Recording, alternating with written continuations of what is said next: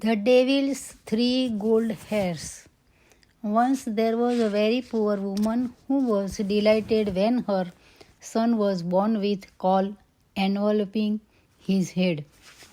This was supposed to bring good fortune, and it was predicted that he would marry the king's daughter when he became 19. Soon after, a king came to the village, but no one knew that it was the king. When he asked for news, they told him that a few days before a child had been born in the village with a caul, and it was prophesied that he would be very lucky. Indeed, it had been said that in his 19th year he would have the king's daughter for his wife. The king, who had a wicked heart, was very angry when he heard this. But he went to the parents in the most friendly manner and said to them kindly, "Good people, give up your child to me. I will take the greatest care of him."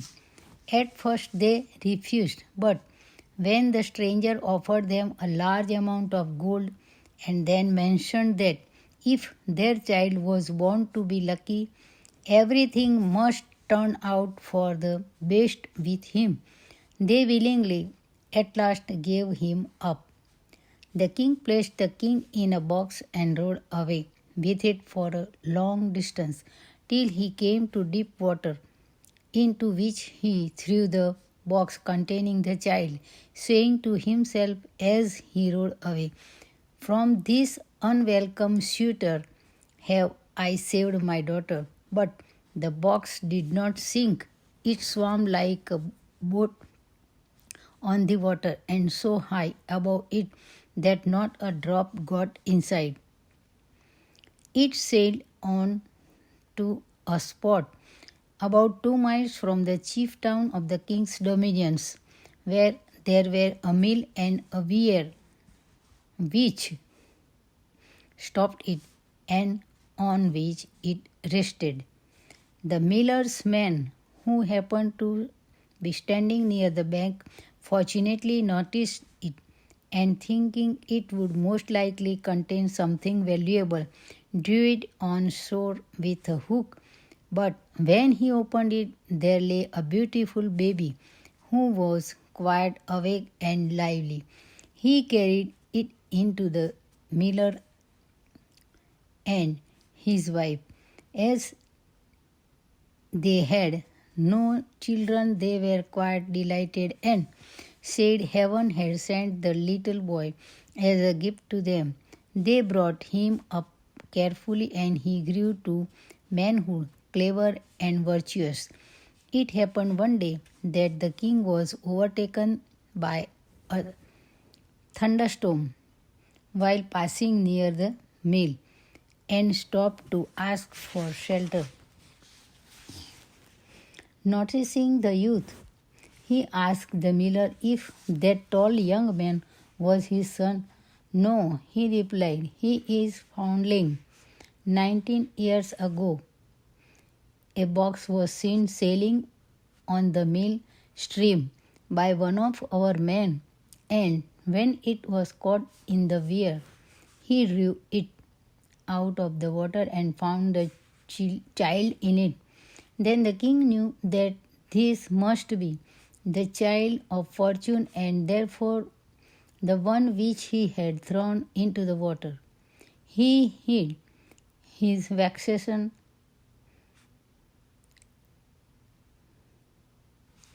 however, and presently said kindly, "I want to send a letter to the queen, my wife. If that young man will take it to her, I will give him 2 gold pieces for his trouble." "We are at king's service," replied the miller, and called to the young man to prepare for his errand. Then the king wrote a letter to the queen containing these words, "As soon as the boy who brings this letter arrives, Let him be killed, and I shall expect to find him dead and buried when I come back. The youth was soon on his way with this letter. He lost himself, however, in a large forest. But when darkness came on, he saw in the distance a glimmering light, which he walked to and found a small house. He entered and saw an old woman sitting by the fire quite alone. She appeared frightened when she saw him and said, "Where do you come from and what do you want?" "I am come from the mill," he replied, "and I am carrying a letter to the wife of the king. And as I have lost my way, I should like very much to stay here during the night." "You poor young man," she replied, "you are in a den of robbers, and when they come home, they may kill you." "They may come when they like," said the youth. "I am not afraid, but I am so tired that I cannot go a step further." Then he stretched himself on a bench and fell fast asleep. Soon after, the robbers came home and asked angrily what that youth was laying there for. "Ah," said the old woman, "he is an innocent child who has lost himself in the wood, and I took him in out of compassion. He is carrying a letter to the queen, which the king has sent." Then robbers went softly to the sleeping youth, took the letter from his pocket, and read it in that as soon as the bearer arrived at the place he was to lose his life. Then pity arose in the hard-hearted robbers, and their chief tore up the letter and wrote another, in which it is stated that as soon as the boy arrived, he should be married to the king's daughter. Then they left him to lie and rest on the bench till the next morning, and when he awoke, they gave him a letter and showed him the road he was to take. As soon as he reached the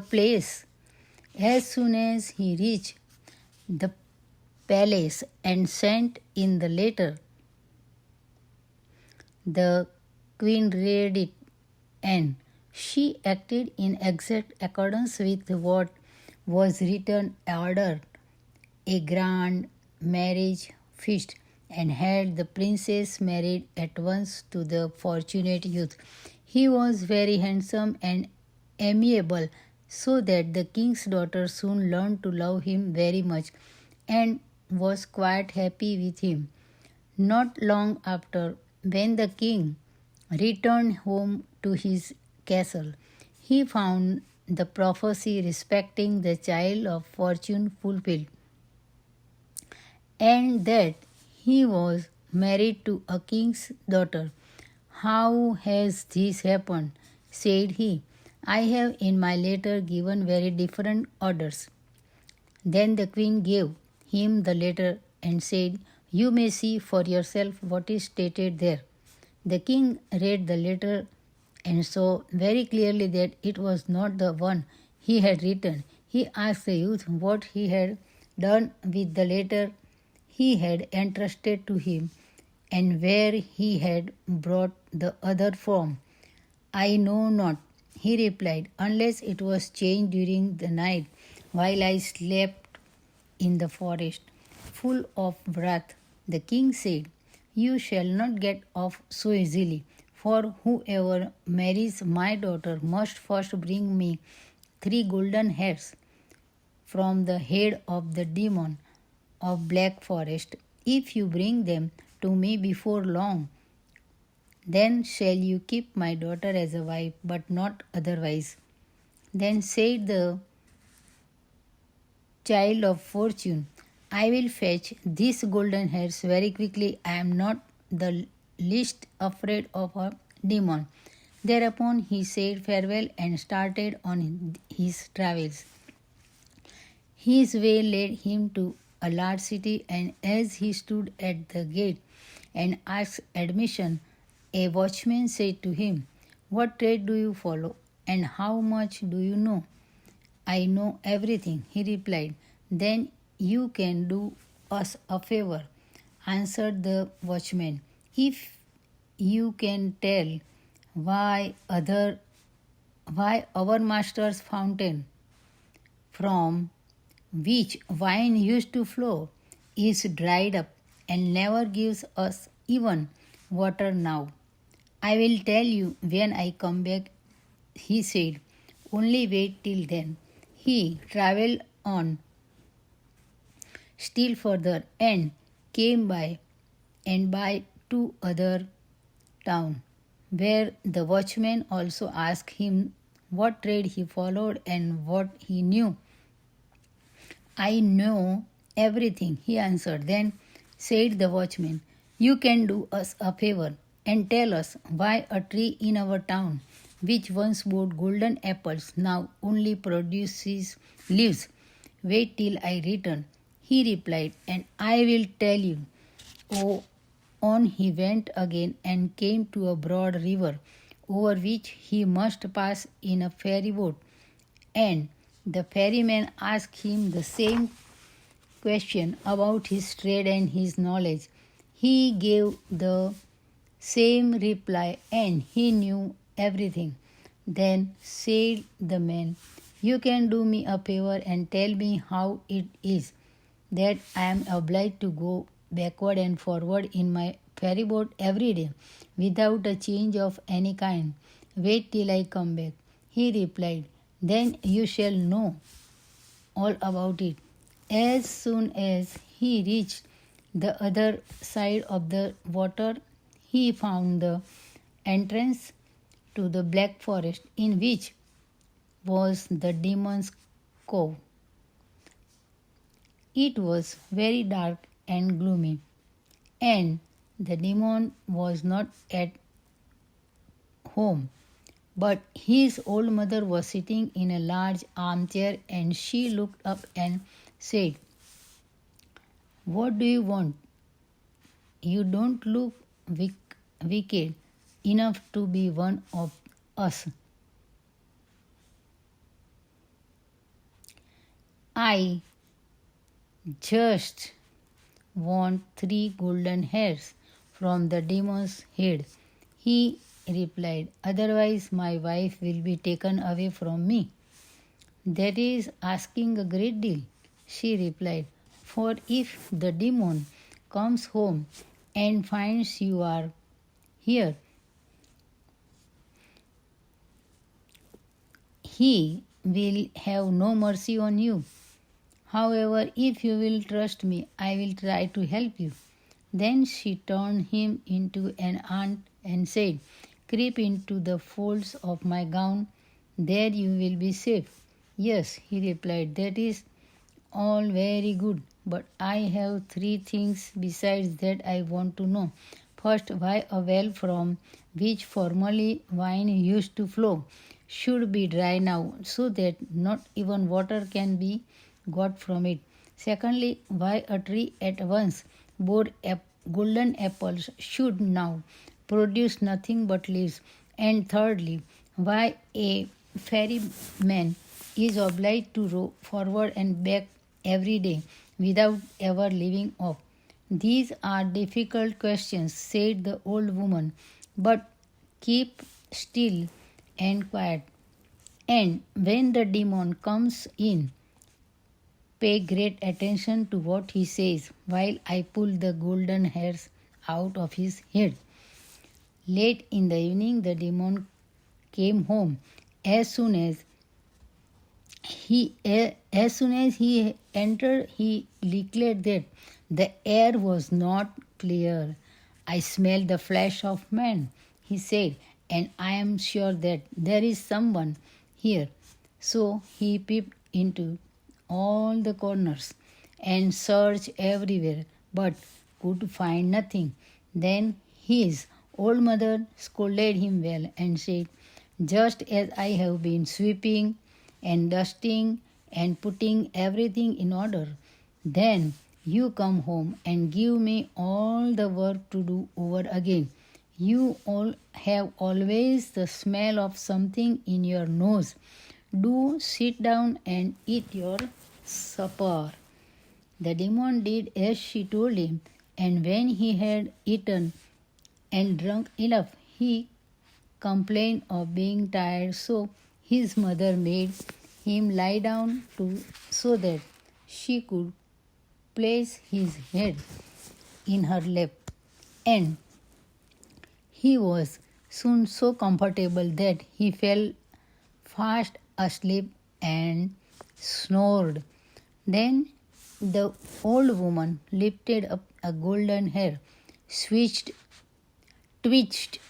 it out, and laid it by her side. Oh, screamed the demon, waking up. What was that for? I have had bad dream, answered she, and it made me catch hold of your hair. What did you dream about? Asked the demon. Oh, I dream of a well in a marketplace from which wine once used to flow, but now it is dried up and they can't even get water from it. Whose fault is that? Oh, they ought to know that there sits a toad under a stone in the well, and if he were dead, wine would again flow. Then the old woman combed his hair again till he slept and snored so loud that the windows rattled, and she pulled out the second hair. What are you about now? Asked the demon in a rage. Oh, don't be angry, said the woman. I have had another dream. What was this dream about? He asked. Why, I dreamed that in a certain country there grows a fruit tree which used to bear golden apples, but now it produces nothing but leaves. What is the cause of this? Why don't they know? Answered the demon. That there is a mouse gnawing at the root. Were it dead, the tree would again bear golden apples, and if it gnaws much longer, the tree will wither and dry up. Bother your dreams. If you disturb me again, just as I am comfortably asleep, you will have a box on the ear. Then the old woman spoke kindly to him and smoothed and combed his hair again till he slept and snored. Then she seized the third golden hair and pulled it out. The demon on this sprang to his feet, roared out in a greater rage than ever, and would have done some mischief in the house. But she managed to appease him this time also and said, How can I help my bad dreams? And whatever did you dream? He asked with some curiosity. Well, I dream about a ferryman who complains that he is obliged to take people across the river and is never free. Oh, stupid fellow, replied the wizard. He can carry easily. Ask any person who wants to be ferried over to take the oar in his hand, and he will be free at once. Then the demon laid his head down once more, and as the old mother had pulled out the 3 golden hairs and got answers to all the 3 questions, she let the old fellow rest and sleep in peace till the morning dawn. As soon as he had gone out next day, the old woman took the ant from the folds of her dress and restored the lucky youth to his former shape. Here are the 3 golden hairs for which you wished, said she. And did you hear all the answers to your 3 questions? Yes, he replied, every word, and I will not forget them. Well, then I have helped you out of your difficulties, and now get home as fast as you can. After thanking the old woman for her kindness, he turned his steps homeward, full of joy that everything had succeeded so well. When he arrived at the ferry, the man asked for the promised answer. Ferry me over first, he replied, and then I will tell you. So, when they reached the opposite shore, he gave the ferryman the demon's advice that the next person who came and wished to be ferried over should have the oar placed in his hand, and from that moment he would have to take the ferryman's place. Then the youth journeyed on till he came to the town where the unfruitful tree grew, and where the watchman was waiting for his answer. To him the young man repeated what he had heard and said, kill the mouse that is gnawing at the root. Then will your tree again bear golden apples. The watchman thanked him and gave him in return for his information 2 asses laden with gold, which were laid after him. He very soon arrived at the city, which contained a dried up fountain. The sentinel came forward to receive his answer. Said the youth, under a stone in a fountain sits a toad. It must be searched for and killed. Then will wine again flow from it. To show how thankful he was for his advice, and sentinel also ordered 2 asses laden with gold to be sent after him. At length the child of fortune reached home with his riches, and his wife were overjoyed at seeing him again and hearing how well he had succeeded in his undertaking. He placed before the king the 3 golden hairs he had brought from the head of the black demon. And when the king saw these and the 4 asses laden with gold, he was quite satisfied and said, now that you have performed all the required conditions, I am quite ready to sanction your marriage with my daughter. But, my dear son-in-law, tell me how you obtain all this gold. It is indeed a very valuable treasure. Where did you find it? I crossed the river in a ferry boat, and on the opposite shore I found the gold laying in the sand. Can I find some if I go? Asked the king eagerly. Yes, as much as you can, as you please, replied he. There is a ferryman there who will row you over, and you can fill a sack in no time. The greedy old king set out on his journey in all haste, and when he came near the river, he beckoned to the ferryman to row him over the ferry. The man told him to step in, and just as they reached the opposite shore, he placed the rudder oar in the king's hand and sprang out of the boat, and so the king became a ferryman as punishment for his sins. I wondered if he still goes on ferrying people over the river. It is very likely, for no one has ever been persuaded to touch the rower since he took it.